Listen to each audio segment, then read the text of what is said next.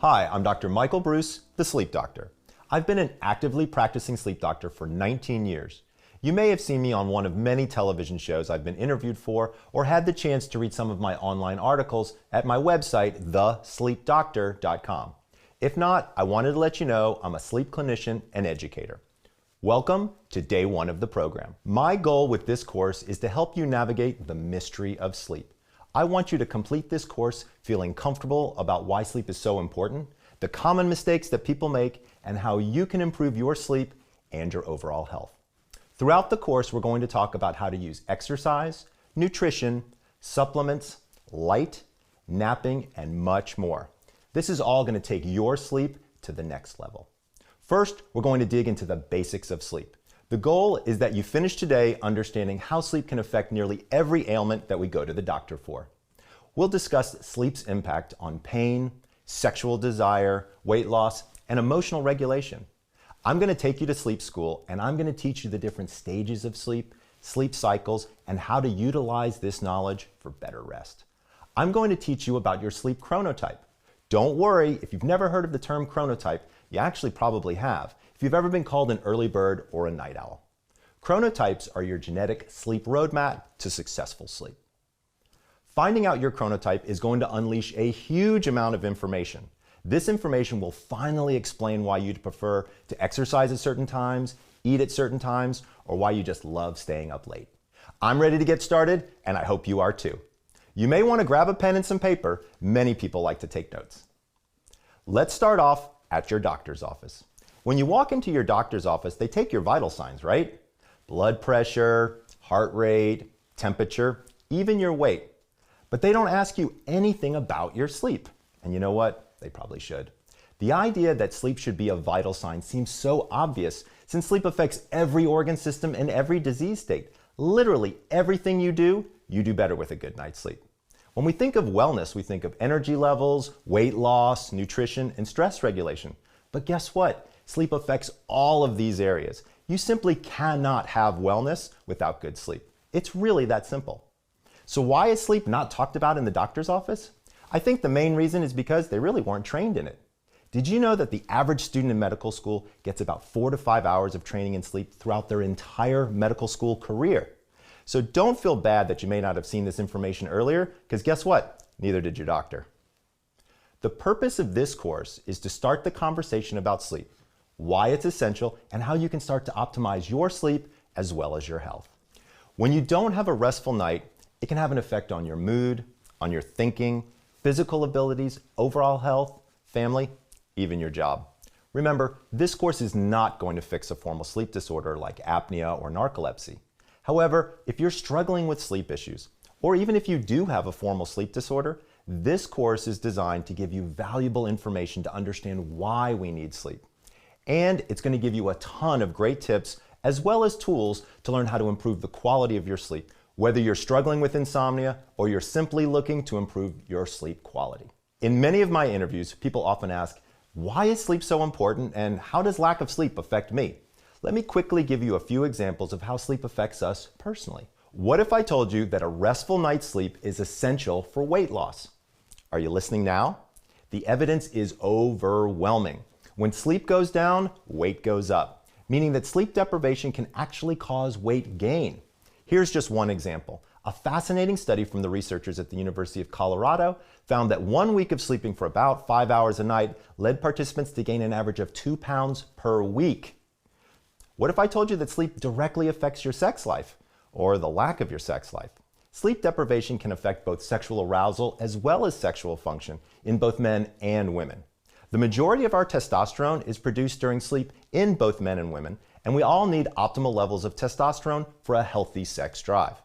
Research indicates that women who experience low libido may improve desire as well as satisfaction by elevating these levels of testosterone. In men, low testosterone levels are oftentimes linked to erectile dysfunction as well as low sex drive. Why do levels of testosterone decline for men and women? Turns out there are several reasons. These could include obesity, insulin resistance, and sleep apnea, just to name a few.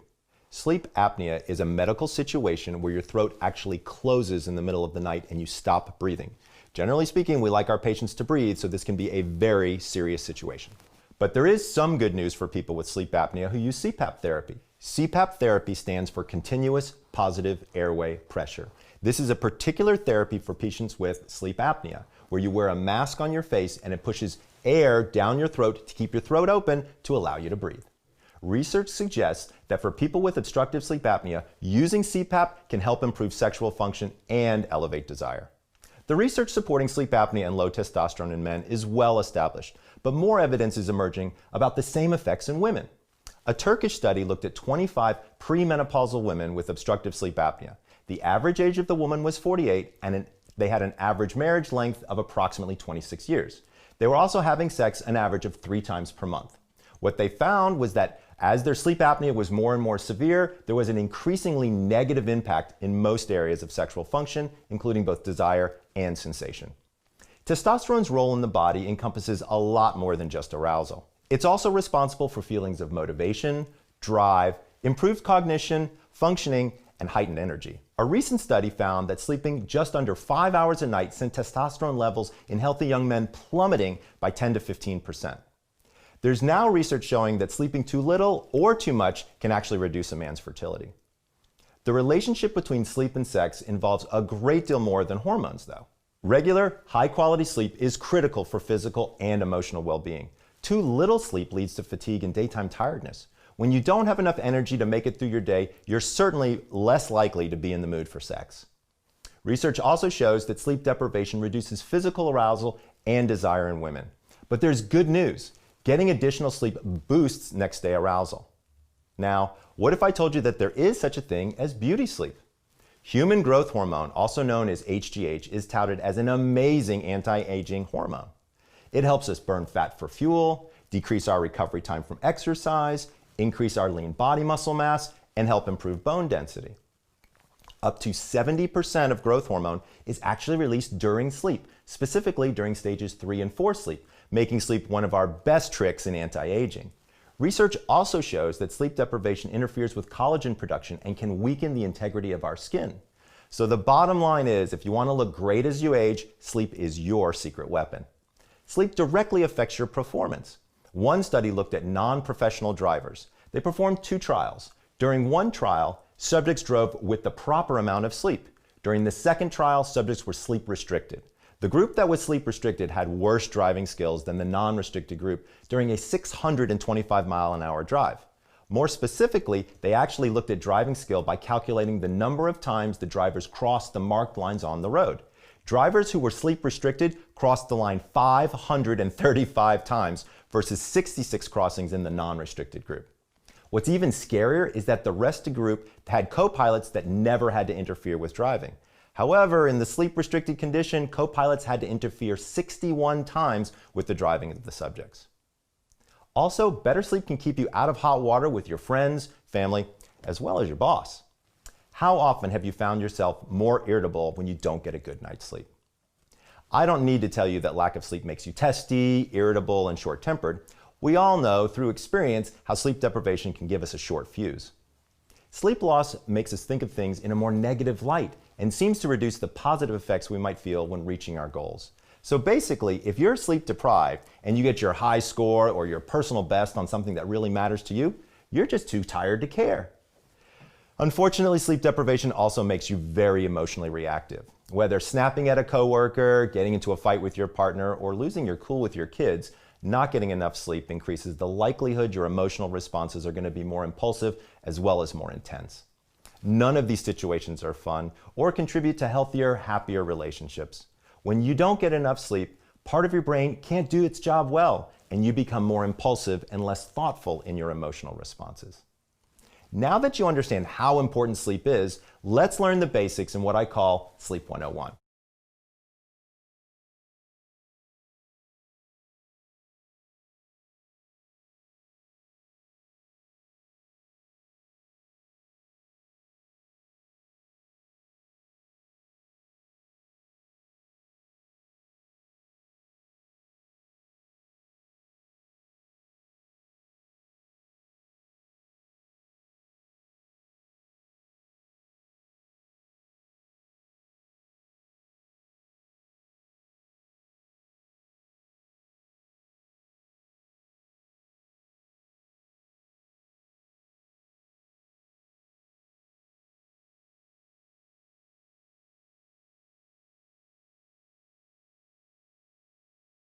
Valerie came to me as an insomniac. She had sleep problems for her entire adult life. In fact, she came to me saying that she thought she was hopeless. She had tried everything and nothing had worked. So when we met at the end of the interview, I asked her, "Has anyone ever told you that you were a night owl?"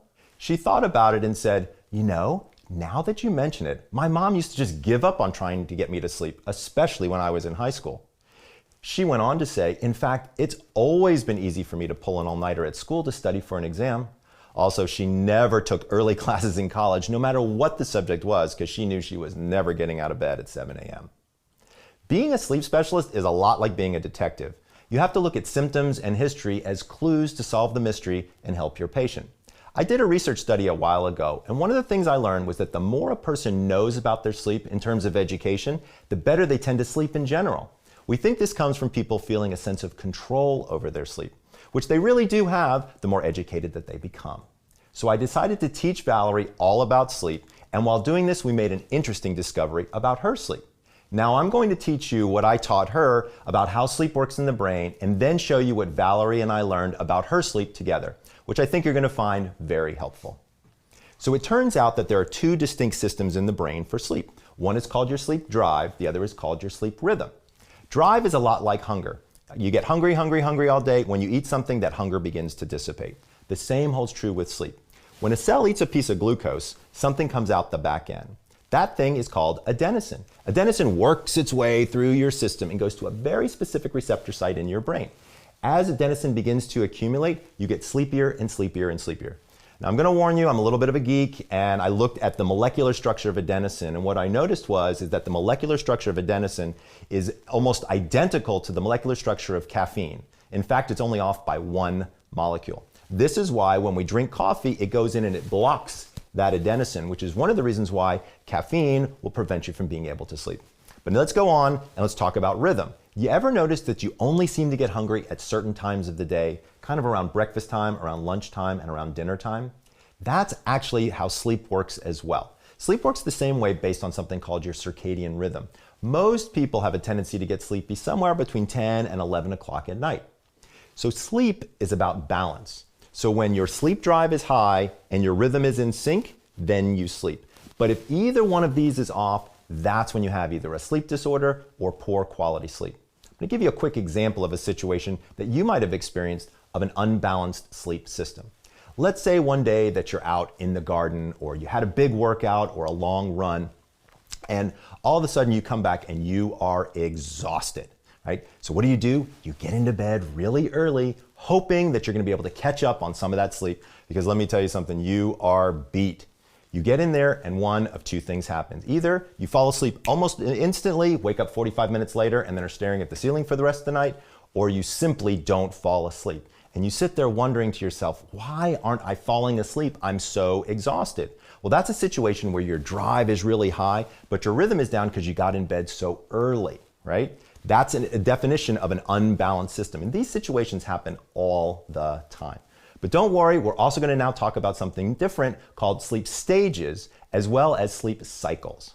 So sleep stages are going to be important for you to know for the rest of the course. So do me a favor, watch closely, and you may want to take a few notes. It turns out that we have several different stages of sleep. 1, 2, 3, and 4, and REM. And without going into too much detail, here's what you need to know about each stage. Stage 1, this is light transitional sleep. It's really a stage that helps you enter sleep, but then your brain moves quickly to stage 2. Stage 1 makes up about 3 to 5% of the night, and again, is really very transitional in nature. Stage 2 makes up the bulk of your sleep. This is the stage that takes up the majority of the night, and your heart rate slows, your breathing slows, and your body really starts the recuperation process. Then you move on into stages 3 and 4. This is also called delta or deep sleep. This is the physically restorative sleep. This is the wake up and feel great sleep. It's also the stage where the most growth hormone is produced. Remember, growth hormone is the basics behind what we call beauty sleep. Growth hormone is one of those hormones that's responsible for cellular growth and repair. Think of it kind of like bringing your car into the body shop and getting the dents and the dings and the scratches knocked out of it. Also during this stage, your brain filters out all the extra information it got during the day that it no longer needs. This is going to be very important for the next stage of sleep, REM. REM stands for rapid eye movement. This is a sleep where you have most mental restoration. Here, believe it or not, your heart rate increases, not decreases. Your respiration increases, and you actually use almost as much energy as when you're awake. Not only this stage of sleep is where you move information from your short-term memory to your long-term memory. Your brain creates an organizational substructure for information, kind of like a filing cabinet. So each piece of information that your brain has determined it wants to store in long-term memory is moved there electronically. It has to find the right filing drawer, the right cabinet, and then put the information in the right file. Well, sometimes things don't go exactly as planned, and that piece of information may be sitting next to another piece of information. These two pieces of information connect electronically, and that connection process is what we think dreams might be. So if you're in a dream and you walk downstairs into your kitchen and your second grade teacher is eating a bowl of spaghetti with your dog, that's probably not the most bizarre thing that's ever happened to you, but you might have been thinking about your second grade teacher, you might have had Italian for lunch, and the dog might have made a noise in the middle of the night. And all those pieces of information come together in your dream. Now that you understand the different stages of sleep, or what the different stages look like, let's talk about sleep cycles. When you enter sleep, your brain goes from stage 1 to stage 2 to stage 3 and 4, back to stage 2, and then on into REM sleep. This is a very specific set of dance moves, and the brain usually needs to follow these steps each time. The entire cycle takes anywhere between 80 and 120 minutes, but on average is about 90 minutes is normal. Also, the amount of each stage can be different depending upon when the cycle occurs. Deep sleep, or that physical restorative sleep, usually is front-loaded and in the first third of the night, while REM sleep has a tendency to occur in the back third of the night.